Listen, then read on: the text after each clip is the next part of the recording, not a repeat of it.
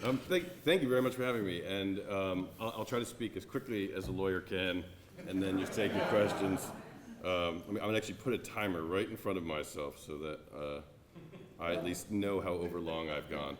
We'll bill you by the minute. Okay. See, I'm normally the one in 15-minute increments, technically. We're a federal institute, we can't put the floor, so don't do that. So it feels a little strange to be presenting a book about Dwight Eisenhower in the FDR library, but I hope by the end of this talk I'll convince you of why that was appropriate. And the book I wrote, Light of Battle, here, I hope you get it out of the library or audiobook, wherever you can find it, because what I tried to do in this story was really two things. One is to try and actually understand Dwight Eisenhower as a human being, because not unlike Roosevelt himself, right, we have, he's someone on money. He's someone who has, certainly in my lifetime, been received more as a statue than a person.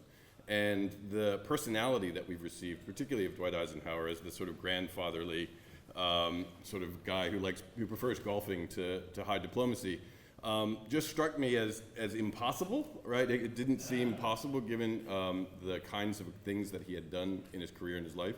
And really is, I think, fundamentally a betrayal of that he created, to be perfectly frank, but a betrayal of the kind of person he was. He's actually way more interesting and way more complicated as a figure, particularly a 20th century figure, than he's often given credit for. So that was one of my attempts.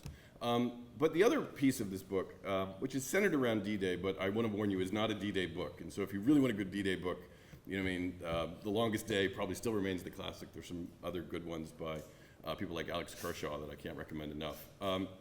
But what the book is really about is this moment in time when the world changes in a profound way from being the place of international empires, primarily the British Empire, to being this new world in which the United States is the transcendent power in the world.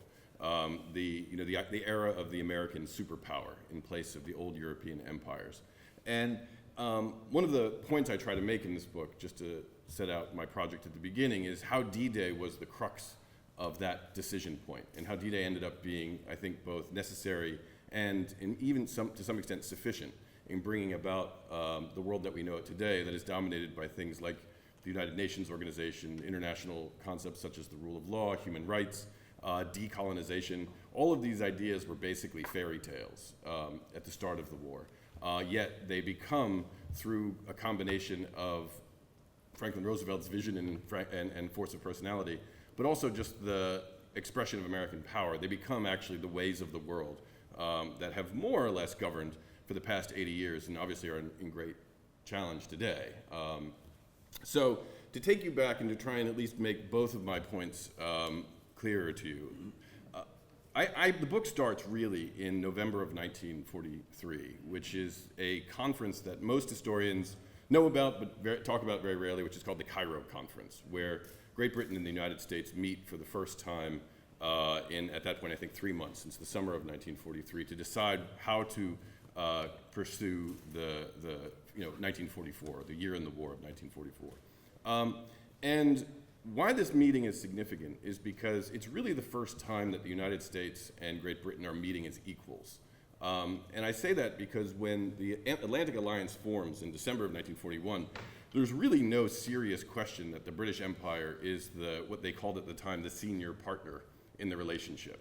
There are a lot of reasons for that. In part, it's because the British Empire is a quarter of the world, both by population and landmass. The Royal Navy had governed the seas for the better part of 100 years. Finance, insurance, really everything that makes the world run, cable communications networks, in one way or another are run by and maintained by the British Empire. And the United States, for better, is not nearly as isolationist, I think, as is popularly imagined. But we're a mess, to put it shortly, right? We're 48 states. We had gone to war with ourselves, only as long ago from then as D-Day is from today, right? So people are still alive who had been alive and even fought maybe in the Civil War. And we have, these crazy private property rights that the Supreme Court is enforcing, that Franklin Roosevelt is trying to, only 3 years earlier attempts to pack the court to overcome. And so the idea that the United States can be anything more than a very large common market is by no means a safe bet. It's not clear that the United States really can act as a nation state in the world. And World War II really is that moment, more broadly, where the United States begins to mobilize its economy and its national resources and its politics into a single direction on the world stage. And that begins to some extent with the Atlantic Charter. And I would say culminates with D-Day, but the key hinge point in all of that is this conference in 1943, November of 1943 in Cairo. Because Roosevelt and Churchill meet, as well as with all the major army planners on where to take the war next. And the British are quite intent to pursue and continue the strategy they had advanced from 1941, 1942 on, of pursuing the Allies' interest in dominating the Mediterranean in Europe. And there are a couple of reasons for that. One is the British have just a military sort of theory, British military doctrine is to avoid large land wars. That had been true really for almost all of British history, right? It's an insular country that depends on its naval and now air power to project force abroad, to weaken its enemies, to strangle them to death. And that's the strategy that, good people, good generals who've been trained at Sandhurst know is the way to beat Germany.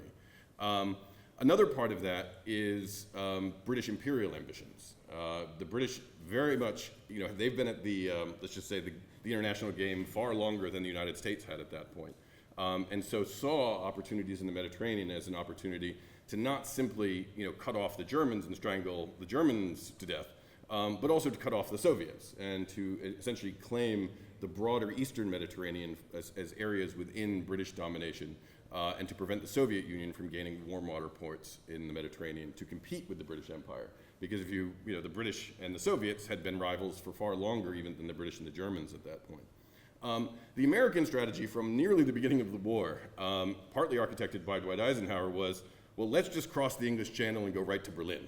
And the British hated this idea for a combination of reasons, not the least of which it violated British doctrine and offered really no imperial advantages, but it also promised to be an utter bloodbath.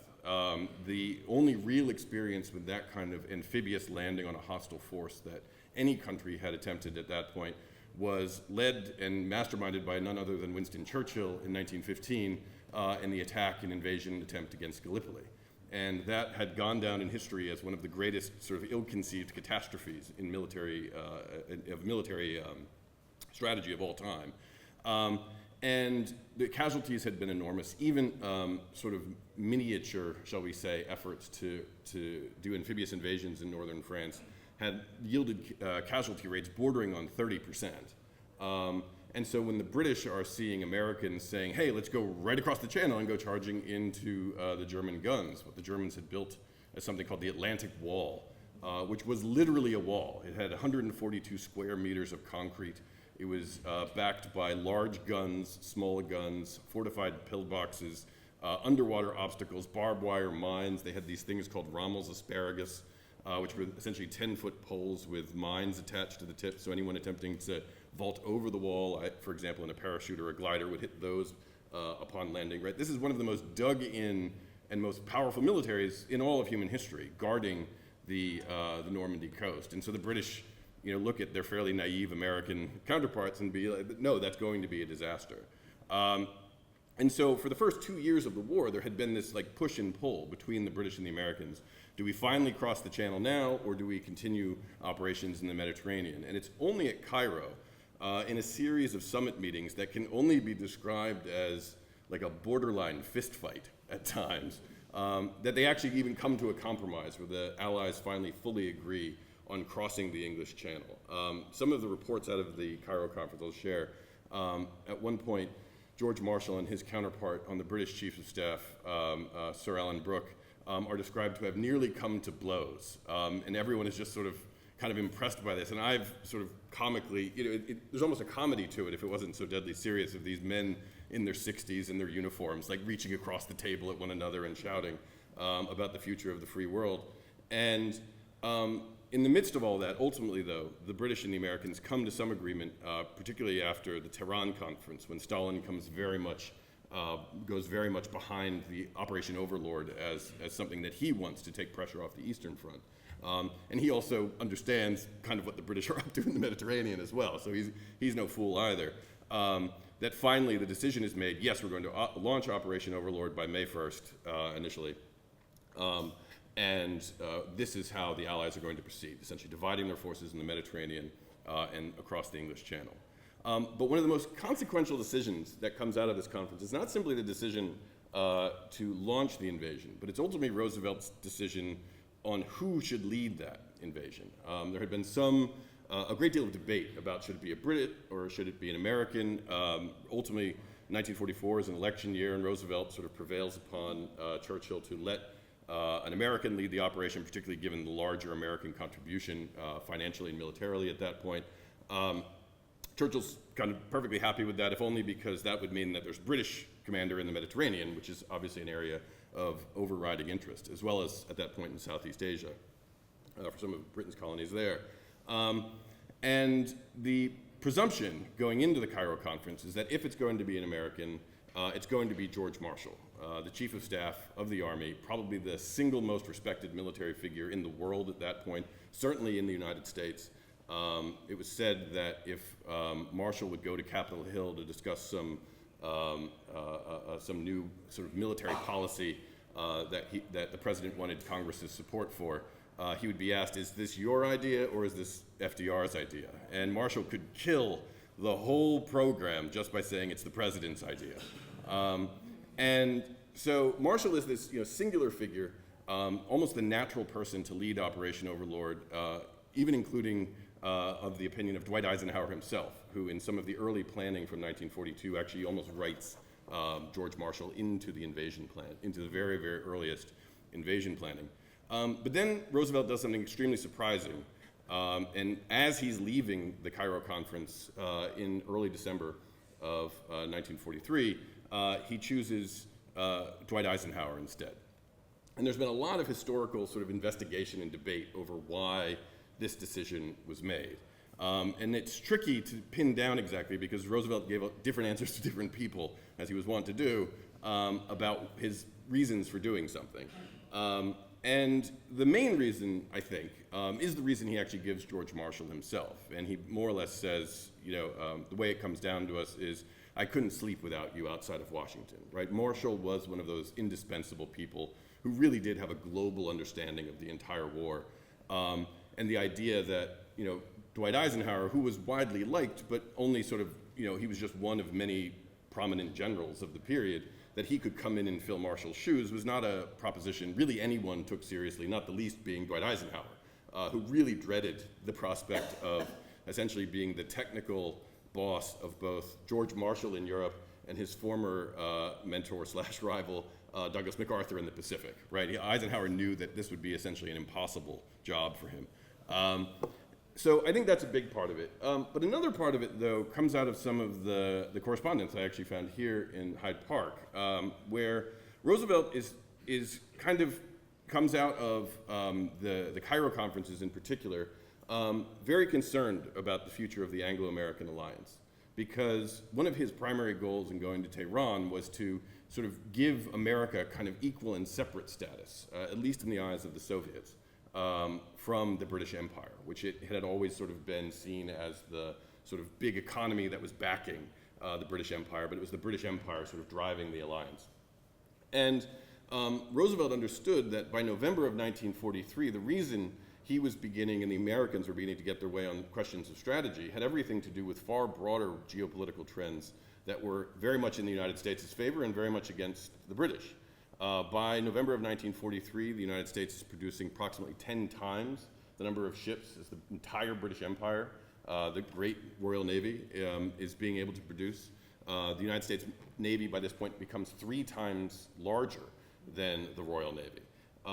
The British are also deeply in debt to the United States under the terms of the Lend-Lease aid that the United States has been providing since the very beginning of the war, such that by 1943, British debt primarily owed to the United States is nearly twice the size of the entire empire's economy on a yearly basis, their GDP.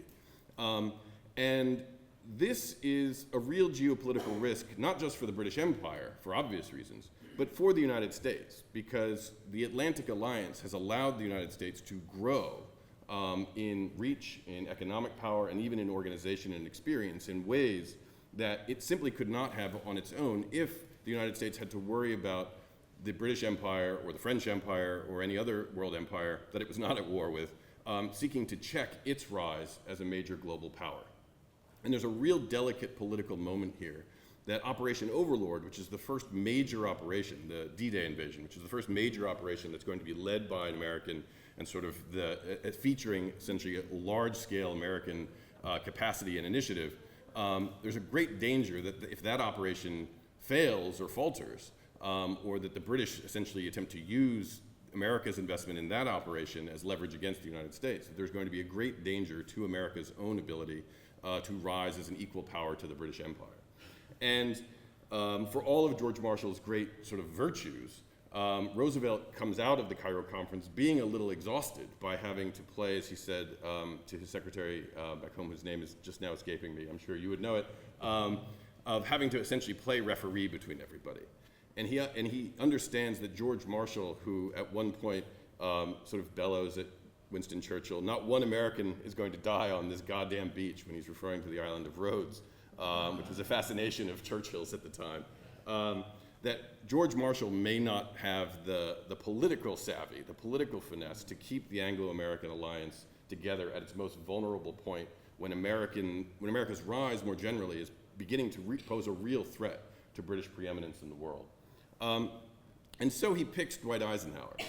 And that is, again, a surprising choice, not simply because it's not George Marshall, but because Dwight Eisenhower is not a widely respected general at the time. He's friendly. He's known for his winning smile. I like Ike. There's a reason that was his slogan for many, many years.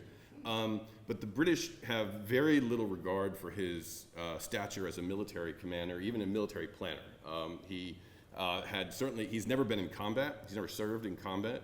And he sort of had a rough patch very early in the war and the fighting in North Africa that the British exploited to essentially exert far more control over the strategic and operational planning in West Africa and in the Mediterranean more generally that had persisted throughout the war. So the idea that Dwight Eisenhower could actually be an effective commander of Operation Overlord was by no means an obvious choice. So why does Roosevelt pick him? Oh, not to mention, and I do cover this in a book, I'll just throw this out as a footnote, Eisenhower is just at that very moment embroiled in a scandal involving George Patton slapping a soldier.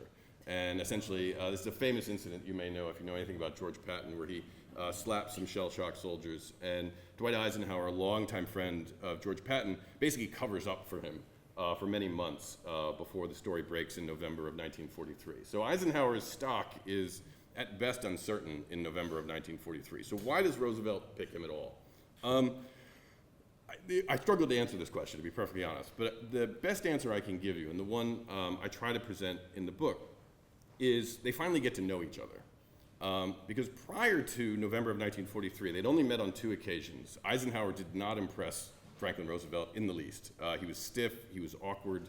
At their second meeting at the Casablanca Conference, the war was in the midst of being an utter quagmire, where Eisenhower had mishandled pretty sensitive political and diplomatic issues as well, dealing with the French, a guy named Francois Darlan, who was essentially a Nazi collaborator that Eisenhower tried to cut a deal with. It was a great embarrassment to the Atlantic Alliance. But in November of 1943, Eisenhower has not only had a few successes under his belt, he sits down, he picks FDR up at the airport. And they spend a weekend together, where Eisenhower sort of acts as his concierge and host. And Roosevelt, and again, he's one of my favorite characters, frankly, even more than Churchill to write about in this book, because he has such a cunning mind. Almost one of the first questions he asks Eisenhower is, "How's that Irish girl?" So as you may or may not know, Dwight Eisenhower is long rumored to have had a romantic relationship with his Irish-English driver, Kay Summersby, who's there to pick the president up at the airport. And one of the few things that Roosevelt knows about Dwight Eisenhower is this rumored relationship that Eisenhower is supposedly having with his driver. And Eisenhower just sort of smiles through it. He sort of puts on his best smiling poker face.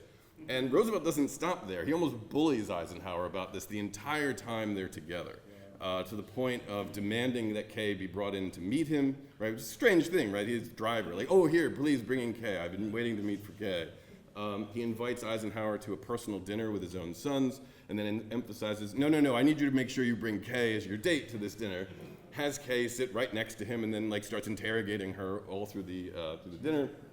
Eisenhower takes Roosevelt on a tour of the Carthaginian battlefields to include both the American Tunisian battlefields as well as the ancient battlefields the next day, and insists that Kay be essentially their escort for that. So it's Eisenhower, Kay, and Roosevelt driving this car around the Carthaginian battlefields with a phalanx of Secret Service and everything else with them. And it's in that sort of like exchange that Eisenhower, I think, genuinely impresses Roosevelt as a politician, right?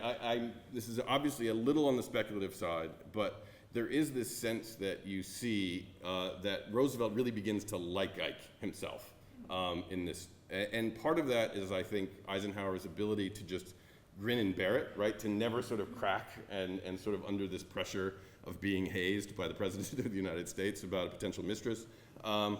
And also, while they're on this tour of the Carthaginian, or the tour of the battlefields around Tunis, Roosevelt at one point sort of just muses aloud, I wonder where the Battle of Zama was.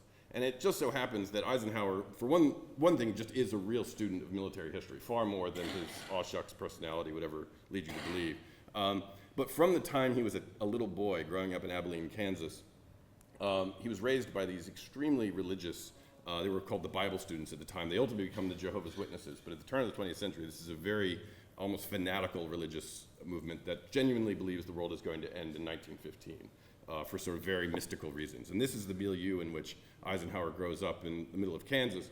And one of his sort of ways of rebelling against a kind of unhappy childhood, to be not too psychological about it, but I think any objective statement of his home life would lead you to that conclusion, is a fascination with history, particularly military history. A mentor of his, who's a publisher of a local Democratic newspaper in Abilene, his first real mentor, gives him a copy of The Life of Hannibal as a young man. And Eisenhower brings home this book, just is devouring it. It's found by his mother, who's a fundamentally religious pacifist, like not only anti-government, but definitely anti-war, who takes the book away from him and hides it in a closet. And Eisenhower would essentially time like his mother's like working out in the garden to when he could like sneak into this closet and sort of hide like he was reading a Playboy, right? Like he's reading The Life of Hannibal in the closet of his mother's house. And so when Roosevelt, sort of just muses, I wonder where the Battle of Zama was, like Eisenhower can say with extraordinary specificity, well, it couldn't be there because the elephants wouldn't have been able to brought through here, right? And he has just this really deep and sophisticated understanding of not only like the battles he fought in Tunisia, but the battles of Hannibal, who was one of Eisenhower's like sort of great boyhood and heroes and really remained such throughout his life. And so it's after this, like sort of, I would just sort of again say them kind of getting to know each other, that Eisenhower, I think, for the first time is probably seen as a realistic option to lead Operation Overlord. And that's not simply because, again, the British do like him, right? The British see Eisenhower as a pretty non-threatening figure. And he's a bit of an Anglophile as well, which certainly sort of flatters the British vanity.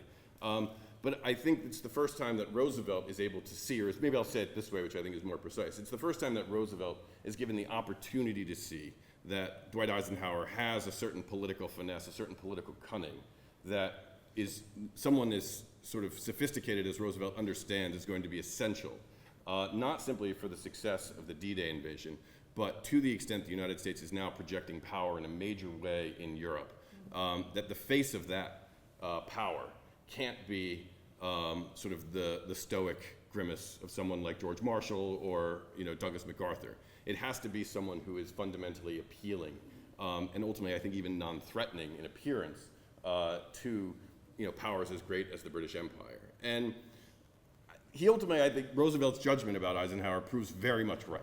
And I'll point to one or two aspects. So much of this book is essentially a chronicle of this 6-month period from November of 1943 up to D-Day itself, and really what it takes to get the D-Day operation to be a success, because Churchill's fears about it being a bloodbath were not unreasonable. Even a few weeks before the invasion, Eisenhower's chief of staff, a guy named Walter Bedell Smith, sort of puts the odds of success at 50%. And success of 50% is the equivalent of failure, catastrophic failure of 50% as well, right? The whole operation is a coin toss, almost right up to the very end. And there are so many opportunities for so many different things, military for sure, but also diplomatic and political, to go wrong, to make the D-Day invasion the very catastrophe the British always fear that it's going to be, that it took this just utter, it took a political skill. It took a real sort of burgeoning politician, which as I sort of suggested, Eisenhower really was, to be able to pull it off. And I'll point out two examples of this that I think are particularly salient, particularly here in Hyde Park and today. And it's the first is when Eisenhower gets the plans, he understands immediately that the original plan that had been approved by the combined chiefs earlier that summer and that the Allies had been operating on was way too small. More or less the plan called for about 80,000 men to cross the English Channel and to seize the northern Normandy city of Caen.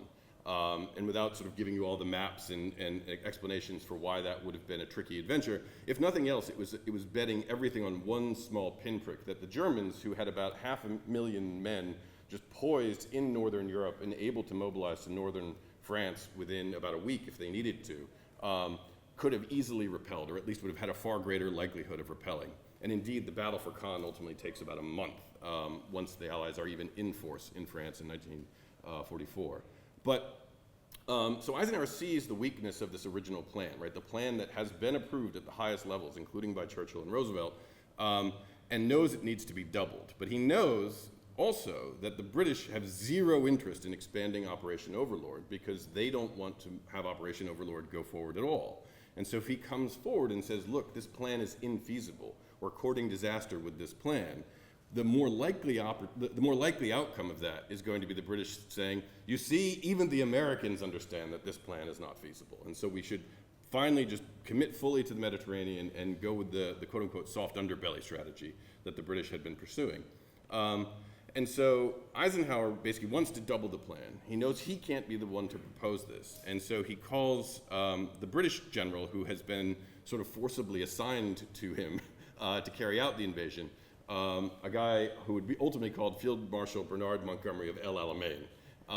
And to put it mildly, Monty, as he's called, Bernard Montgomery and Eisenhower hate each other, right? Really hate. If everyone likes Ike, Bernard Montgomery of El Alamein is the single and like almost ideal exception to that rule. And this is true basically throughout, almost from the very time they meet each other up through when they both die many, many decades later. But Eisenhower actually requests a different general to command the British and Canadian forces for the Overlord operation. And that is overruled by none other than Sir Alan Brooke, who is, again, hostile to the Operation Overlord, who sort of puts Monty in charge. And so Eisenhower does two things that he arguably doesn't have the authority to do at that point, but he understands are essential to success. The first is he invites Monty to his headquarters in Algeria right after Christmas, and basically gives him a giant bear hug. And sort of like, it's all smiles, like, Monty, so lovely to see you. And he offers Monty the opportunity to not just command the British and Canadian forces crossing the English Channel, but the American forces as well. He says, I want this operation to be the operation of Bernard Montgomery, to be the overall ground commander for Operation Overlord. Don't you think that's a great idea? And Bernard Montgomery of El Alamein, right, no shrinking violet, is like, of course, that is a great idea. And then, again, something he doesn't really have the authority to do because their instructions have come down that Churchill wants to present the existing plans to Monty first. Eisenhower says, now here's the plan. Don't you think this is a little too small? Don't you think Bernard Montgomery of El Alamein needs a much larger force under his command? And Bernard Montgomery, of course, says, yes, very much. I entirely agree. A much larger force is called for. And so, sure enough, Bernard Montgomery, who is often, again, sort of treated as a bête noire in most American histories of this period, but who actually has many, many talents and graces that I think are largely overlooked. One of them, though, is strategic planning. And so he goes back to Britain, to London in early 1944, being told by Eisenhower that he is now the overall ground commander, something that, again, is still not officially approved by anybody. And against which George Marshall is actually opposed, has actually come out against this, so not officially. and rewrites the plan for Operation Overlord, expands it to include not only the initial attack on Cannes, but what we now call Omaha and Utah beaches further west. And it's sort of a great opportunity and a great demonstration, I think, of a lot of Bernard Montgomery's both talents and deficits all in one, right? Because it's this sort of brutal meeting over a course of a week where he just whips the planners into coming up with a far better, larger operation. But from then on, that plan is called the Montgomery Plan, and is sold particularly to Sir Alan Brooke, who's Monty's great patron in the British Army, as the Montgomery Plan, which gets full British buy-in to Operation Overlord right at the very beginning, to include literally a doubling of operation that Winston Churchill and Alan Brooke went to Cairo to oppose. And so that's one example of sort of Eisenhower's sort of, I think, just political and strategic brilliance in terms of understanding that where an idea comes from can often be just as important, if not far more, to its actual realization than the idea itself. And a willingness to kind of just eat the sort of chapped egos and sort of placate all of the other people who really did not like hearing that this plan kept being called the Montgomery Plan, but to keep them at bay so that ultimately they had the British buy-in that they would need to make this operation a success.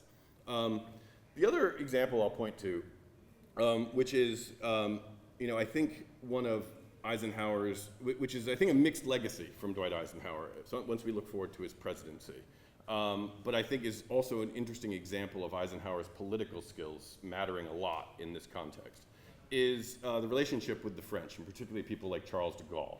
Right? Charles de Gaulle is this sort of great heron of the French resistance who is, has this massive ego, and in some ways is almost perfectly vulnerable to Eisenhower's kind of aw shucks, Kansan, like I'm just a soldier charm. But one of the most important things to know about Charles de Gaulle is that Franklin Roosevelt hates Charles de Gaulle, and Charles de Gaulle hates him in return about as much as two men who are on the same side of a war can hate one another. This puts Eisenhower essentially in the middle of this very, quite heated debate between Franklin Roosevelt, who wants to essentially marginalize de Gaulle, who he sees as basically a stalking horse for British imperial ambitions in France, sort of a Cromwell or Napoleon type figure that the British are going to back in order to exercise their own influence over France. And Roosevelt's broader commitment to essentially French decolonization being a big one that de Gaulle is not okay with at all, as well as also bringing real democracy, Republican democracy, back to France. And the idea that the United States would be essentially be backing a military dictator in a place like France is just not something that Roosevelt is comfortable with. From Eisenhower's perspective, though, he doesn't like the idea of having to manage, 50 different factions in France, right? Because you have everything from communists to royalists and everything in between who are all funding their own resistance armies, terrorist organizations, you name it, against the Germans, but ultimately, not for one another, right? There's essentially a civil war that's ready to go off in France. And Eisenhower perceives, correctly, I think, ultimately, that Charles de Gaulle is the one unifying figure that all of those factions can at least get behind for the time being, like at least long enough to allow the United States military to invade France and then make their way on to Germany. And so he's willing to essentially embrace de Gaulle, which he's essentially being forbidden from doing by his commander-in-chief. And so a lot of this book are essentially like side meetings that Eisenhower is having with the French, saying, of course, I'm 100% behind you, don't worry about it. And the French are duly reporting this back, and the Americans are intercepting these messages, and so Eisenhower is not entirely getting away with this. But there is this sense that the French trust Eisenhower to essentially support the French Committee of National Liberation in their effort to liberate France. And one of the main ways that Eisenhower does this, which again I think does presage some of the less impressive elements of Eisenhower's own presidency, is he gains control over the Office of Strategic Services. Because essentially for right up until about a month before D-Day, he's being denied any power to negotiate directly with the French. And that's extremely frustrating. He can't make promises, and the French are always using that as an opportunity to essentially annoy him and make their cooperation more questionable. And so he gets command over the OSS, which is sometimes called the forerunner of the CIA, and begins to essentially provide enormous amounts of covert aid to the French resistance inside of France as essentially a way of showing his sort of loyalty to the French committee, sort of, but on the sly. And it's this sort of, and for a number of other reasons, I think he becomes extremely impressed with the power of covert operations, the effectiveness of covert operations, particularly compared to kinetic operations, because at this very same time, the Allies are pursuing a longer-term plan of bombing France in order to disrupt German sort of, how would you call it, sort of the ability of German, it's called the communications plan, or transportation plan, but to essentially disrupt the ability of the Germans to mobilize and force to the Normandy coastline. And he becomes extremely impressed by the fact that essentially funding all of these resistance fighters in France to blow up railroad tracks is a lot cheaper and a lot, frankly, less damaging to French civilians than sending heavy bombers deep into France to blow up railroad stations. But again, it's this sort of like political cunning to make it happen, as opposed to sort of just the sort of raw military sort of mind to make a strategic choice go forward. I obviously could talk for Eisenhower at considerable length, because this book is quite long, but I have gone on to about my 35-minute mark, almost on the nose. And so, so I'm happy to stop there and do some of the Q&A. The last piece, though, I'll mention just in wrapping up is I think in a lot of ways, Eisenhower is one of the great successors of FDR. And I mean that politically as both as a politician, but also in terms of the ideals for which the United States fought the Second World War. Because Eisenhower very much was committed as both a general, right, like what he thought worked well, but also to the extent he had ideology and thoughts about this kind of question, as well, like he would call it teamwork. Today we call it multilateralism. And I think one of the more impressive things about Eisenhower was his interest and demand to always work with allies, even if it meant sort of sucking up a fair bit of abuse from every side, because he knew that what we could do together was way more powerful and way more effective and led to far greater victories than anything any one country could do by themselves, particularly if other individuals, including their allies, thought they were in it for themselves. And so one thing I'll just leave you with is when he makes his final speech right before the D-Day invasion, announcing the invasion to the European continent, he announces the invasion without mentioning the United States once. And he does it, and instead he says it's the United Nations are here to liberate the continent of Europe, right? It's not the United States is here to conquer France. We are here to liberate on behalf of our allies. And that, if nothing else, that tenor, but I think that genuine belief in multilateralism, that we act through international institutions on behalf of the very values set out in the Atlantic Charter, that the British did not take seriously at all, to be perfectly frank about it. They thought it was happy talk, essentially in support of war rhetoric.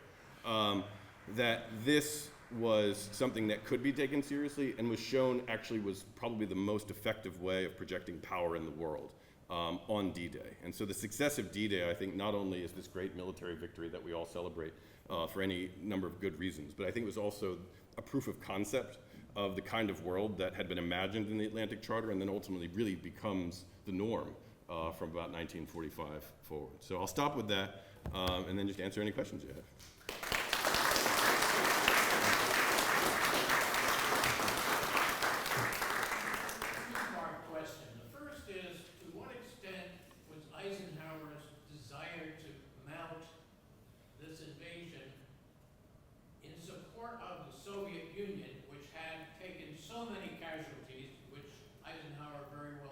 And secondly, can you talk briefly about Eisenhower as a logistician, a genius about logistics? Yeah, and actually I think the answers to these are kind of interrelated, to be perfectly honest with you. So from the very beginning of the war, Eisenhower sees the objective of the invasion of France as dividing the German army on the continent. Because you have to remember that prior to D-Day, about 70, depending on how you count it, 75 to 90% of the German army was in the Eastern Front, right? You have a battle line going from Ukraine all the way up to the Baltic. It's some of the most massive fighting of the war. And the Russians are taking astronomical casualties, right? Depending on, like even excluding civilian casualties, which the Russians take by the tens of millions. Even in the actual fighting, the Russians are essentially at a 2 to 3 to 1 loss ratio against the Germans. right? It's not, as the Germans are just a much better equipped, better trained, more disciplined military force than the Red Army is.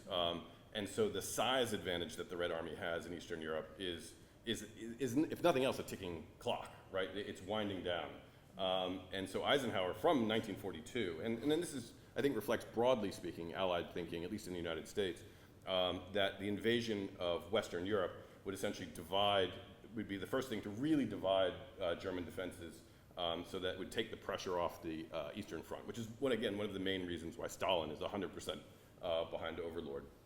And you're entirely right? One of the things about Eisenhower being sort of one of the great logisticians, because one of the demerits he was often given at the time was having never been in combat, which meant that his entire study of warfare, which was really quite much more deep and in depth than you would think, given again his sort of smiling dumb bunny personality, was understanding like battle lines and particularly supply lines. And one of the great debates, particularly over this gets later in the war, but should the United States essentially charge into Berlin to race the Soviets to Berlin? One of the concerns he's looking at is, well, we're going to be really stretching our supply lines, particularly because we're now responsible for the rest of France as well. And so he has this sort of broad front strategy, which is at least in significant part driven by just the manpower and logistical needs.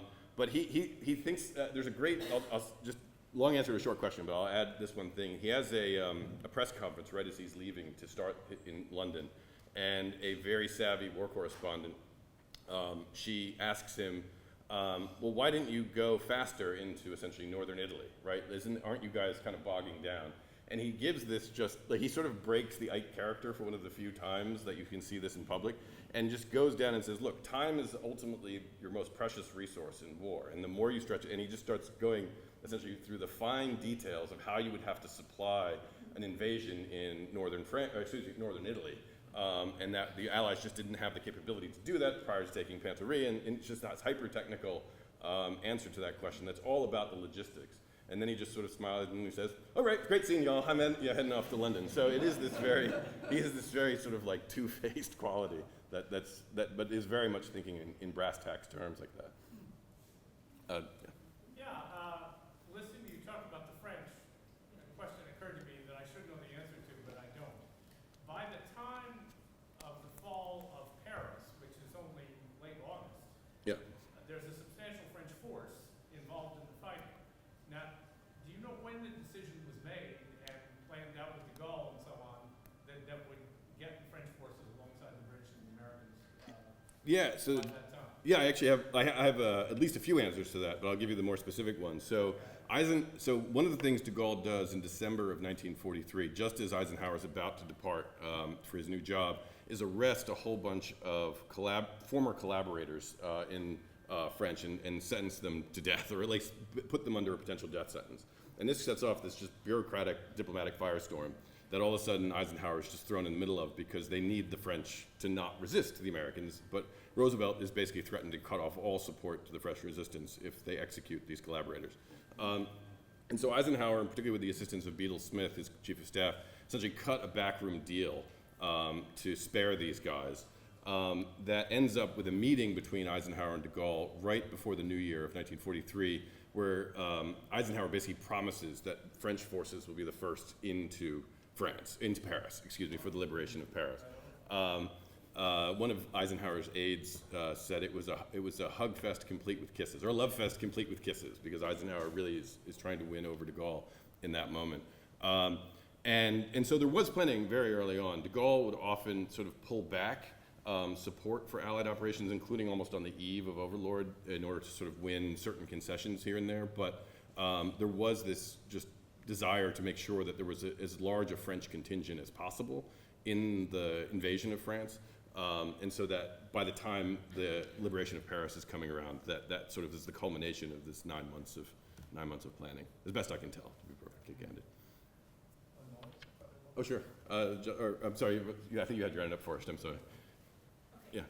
How would you characterize Eisenhower's degree of emotional intelligence in terms of dealing with people like de Gaulle? Yeah. Like incredibly high. It's probably his single greatest asset. Why that is fascinating all by itself. As I mentioned before, but again, I'm not putting him on the couch, but I mean, there are certain general things you recognize in people. He had an extremely strange and abusive father, like abusive to the point where he was arrested in 1898 in Kansas for beating a child, right? Which takes something in 1898 in Kansas. And so, a lot of people I've known who have had similar experiences are extremely emotionally intelligent because there's just a vigilance that you develop in those kinds of households. So that's like one sort of putting him on the couch answer, which I'm not 100% comfortable with, but you can kind of see it. But there was, again, I think he had this, the other part though, I think you can almost see in his career as a football coach more than anything.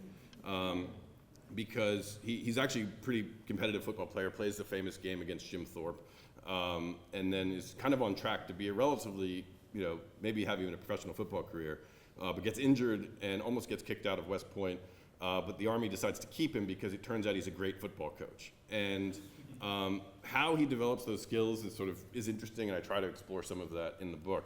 But the one thing a football coach, I think, that we can think about the great football coaches we know is it's all about winning, right? Football is one of the few sports where the individual players are sort of depersonalized almost as much as possible. And so being able to sort of organize a team and knowing that no one comes to the game to watch the coach, like they're watching the team win, I think gave him a certain, gave him a sense that his natural sort of Kansas-bred humility is actually a lethal political weapon in an environment where you're dealing with MacArthur and de Gaulle and Churchill and all these mega egos, right? He's almost like perfectly tuned to disarm them, even when they should be very armed against him, because he's probably acting in some way against some interest they have. So yeah, his emotional intelligence, his political intelligence, another way of thinking about it, is actually a really impressive characteristic. Oh, sorry. Oh yeah, I'll say that. Thank you again.